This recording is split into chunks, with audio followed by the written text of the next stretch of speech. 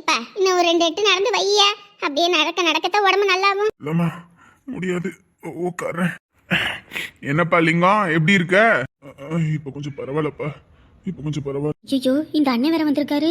காசு கேட்டு தான் வந்திருக்காரோ? ஐயோ, கையில வேற 10 காசு இல்லையே, என்ன பண்றது? உட்காருப்பா. இருக்கட்டும்பா. வந்தேன் இந்த சைடில் ஒருத்தரை பார்க்கறதுக்கு. சரி அப்படியே இங்கேயும் பார்த்துட்டு போவோன்னு வந்தேன். இப்போ எப்படி இருக்கு உடம்பு? எல்லாம் தேவலை தானே? தேவலைப்பா, மாத்திரை மருந்தெல்லாம் கொடுத்துருக்காங்க, சாப்பிட்டா நல்லா ஆயிடும்னு. சரி சரி. அப்புறம் காசு வாங்கியிருந்த, என்ன ஆச்சு? ஐயோ, இப்ப என்ன பண்றது? ஏப்பா இந்த மாதிரி சூழ்நிலையில இருக்கிறோம், உங்களுக்கே தெரியுது, நீங்களே பாக்குறீங்க. இப்ப வந்து காசு பண்ணணும்னு கேட்டா எப்படிப்பா? என்னம்மா பேசிட்டு இருக்கீங்க? நான் என்ன தர்மத்துக்கா காசை கொடுத்துக்கிட்டு இருக்கேன் எல்லாத்துக்கும்?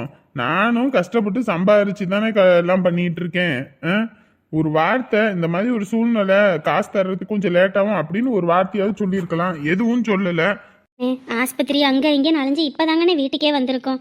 இப்ப வந்து எப்படிங்கன்னே தர்றது? ஏமா, என்கிட்ட காசு வாங்கும்போது காசே இல்லை நீங்க. இப்ப ஆஸ்பத்திரி செலவு பண்றதுக்கு மட்டும் எப்படிமா காசு வந்துச்சு? அக்கம் பக்கத்துல சொன்னாங்க 1.5 லட்சம் 2 லட்சம் ஆனுச்சுன்னு.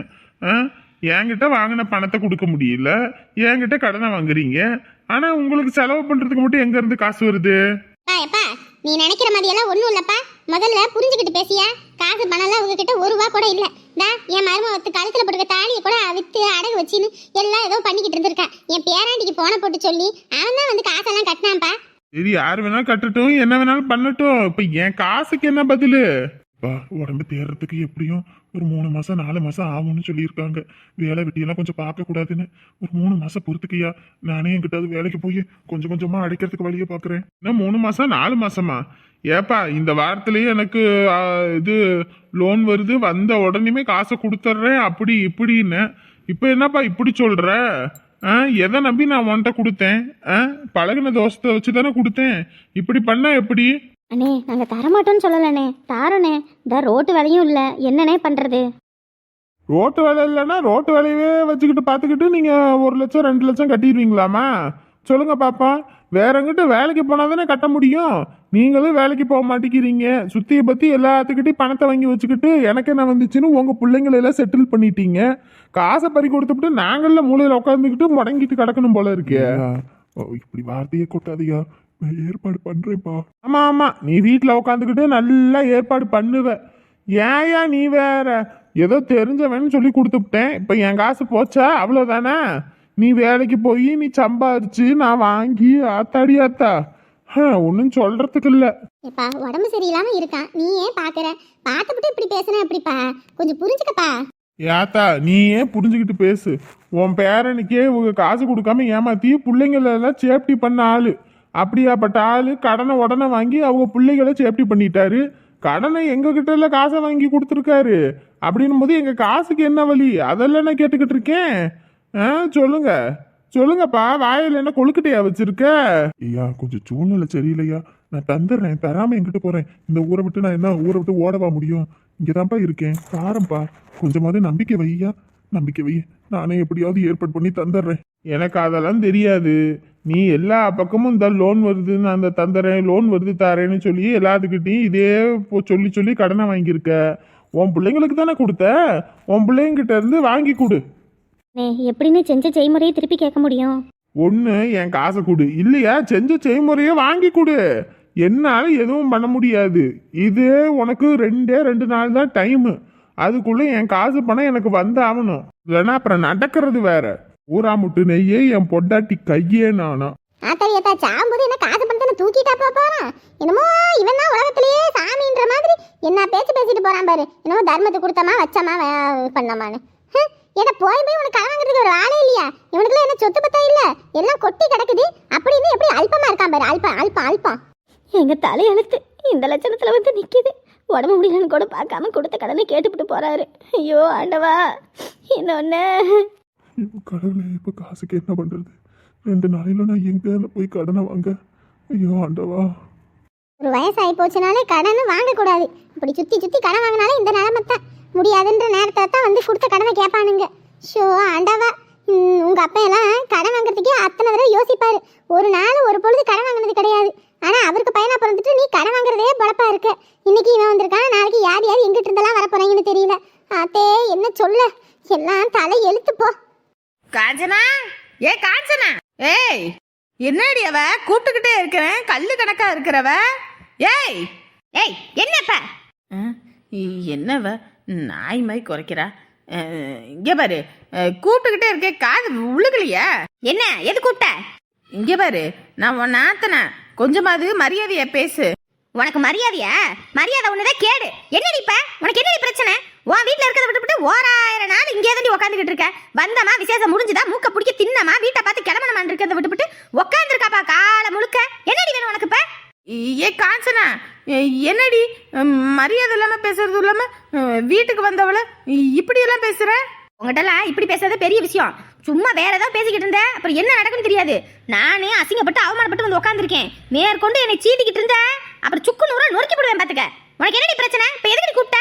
அத்தடியாத்தா, வாயா இது வண்ணான் தாலியா என்ன கிளி கிளிக்கிறா? வாண்டதான் கேட்டேன், என்னடி பிரச்சனை? இல்ல, சோறு குழம்புல ஒன்றும் பொங்கல, பாத்திர மண்டல அப்படி அப்படியே கிடக்குது, அதுவும் கழுவாம கிடக்கு. அத பசி வந்துருச்சு, சமைக்கலையேன்னு கேட்க வந்தேன். இங்கே தானே இருக்க, தண்டத்தோடு தானே தின்னுக்கிட்டு கிடக்குற. கை காலம் நல்லா தானே இருக்கு, வீட்டில் பாத்திரம் பண்ணா மளிகை ஜாமான் எல்லாமே இருக்க தானே செய்யுது. வேணுங்கிறத பொங்கி தின்னி தொலைய வேண்டியதானே, அதை விட்டு சும்மா உசுர போட்டு எடுத்துக்கிட்டு. என்னடி இவ இப்படி பேசுற? உங்ககிட்ட இதை விட அதிகமாவே பேசுவேன். வாயை கொடுக்காத, அப்புறம் வாங்கி கட்டிட்டு தான் ஓடுவேன். போடி. அத்தாடியாத்தா, என்ன கிளி கிளிக்கிறா? அப்பாடி அப்பா, முதல்ல தம்பிக்கு போன போட்டு சொல்லிடுவோம். வந்துட்டா அப்பத்தான் நொன்னி கிண்ணின்னு. நானே பெத்த ஆத்தா கறி 4 பேர் முன்னாடி அசிங்கப்படுத்தி அவமானப்படுத்தி அனுப்பிட்டா. காரணம் என் புருஷன்னு வயிற்றுச்சல் பிடிச்சி கிடக்குறேன். இப்பதான் எப்ப பாரு சோறு சோறு சோறு சோறு சோறு சோறு சோறு சோறு உயிரை போட்டு எடுக்கிறாமா. எந்த காட்டு சிரிக்கியோ இவளுக்கெல்லாம் ஆக்கி கொட்டணும்னு எனக்கு என்ன தலையெழுத்து பாரு. எங்க ஆத்தா என்னை எப்படி தர்மத்துக்கு தானே பெத்து விட்டுருக்குது. அவளை இன்னொரு தடவை வாயை திறக்கட்டும், வாயில கோந்த வச்சு ஓட்டி விட்டுறேன். இறங்கலைலா, உள்ளவா. நிரஞ்சன். என்ன உள்ளவா? இல்ல நிரஞ்சன், உங்க அக்கா அண்ணி எல்லாம் இருப்பாங்க, உங்களை நினைச்சா பயமா இருக்கு. அட, அதுங்கள டம்மி பீஸ்னு முதல்ல தானே சொன்னேன்.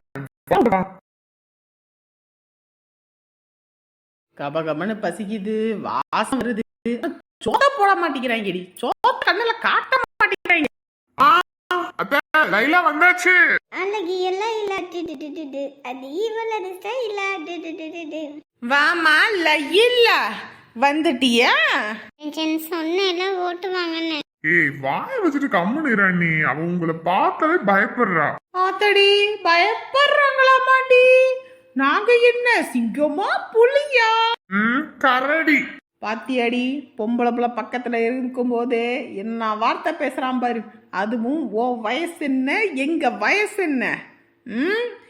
நம்மளாம் பார்த்தாலே பயந்து ஓடுற சின்ன பையன் இன்னைக்கு நம்மளையே அந்த புள்ள முன்னாடி கலாய்க்கிறான். அந்த அளவுக்கு ஆயிப்போச்சு. ஏமா லைலா, நீ வந்தா தான் எங்களுக்கு சோறு போடுவாங்களா, நீ வந்தா தான் எங்களுக்கு கஞ்சி ஊத்துவாங்களாமா? என்னம்மா என்ன மாய மந்திரம் பண்ணுன? ஐயோ, நான் எதுவுமே பண்ணல. எனக்கு என்னமோ நீ செய்வன கீவன செஞ்சிட்டியோன்னு தோணுது.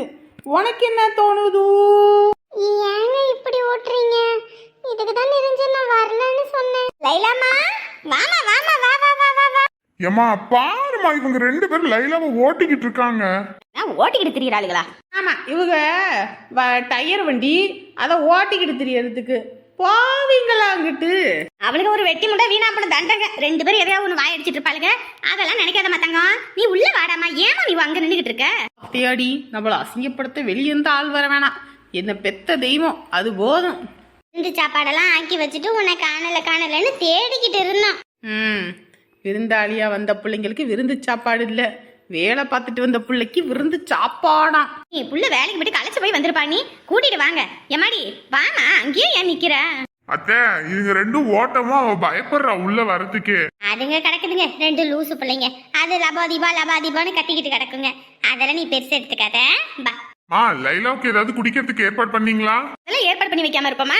அதெல்லாம் பூசிட்டு ஹார்லிக்ஸ்னு எல்லாம் போட்டு வச்சிருக்கோம். சூசு வேணும்னா கூட சொல்லுமா, இந்தா பிரிச்சுக்குள்ள போட்டு வச்சிருக்கோம், எடுத்துட்டு வந்து தாரோம். சரியா? பாத்தியாடி, நமக்கெல்லாம் இந்த மாதிரி செஞ்சிருப்பாங்க. அந்த காலத்துல எல்லாம் எங்க அம்மா கிட்ட நான் காப்பி கேட்கறதுக்கு பதிலாக காணு வாயை திறந்தேனாலே என் காலை உடைச்சிரும். இன்னைக்கு அந்த பொண்ணுக்கு சூசு போடுதாமா காப்பி போடுதான்.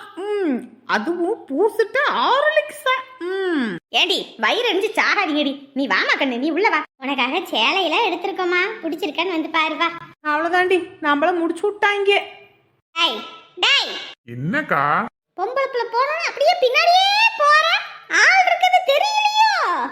ஐயா, உங்க ரெண்டு பேத்துக்கு இப்ப என்னதான் பிரச்சனை? ஏய், நீங்க எல்லாரும் தான்டா பிரச்சனை. நீங்க எல்லாரும் தான் பிரச்சனை.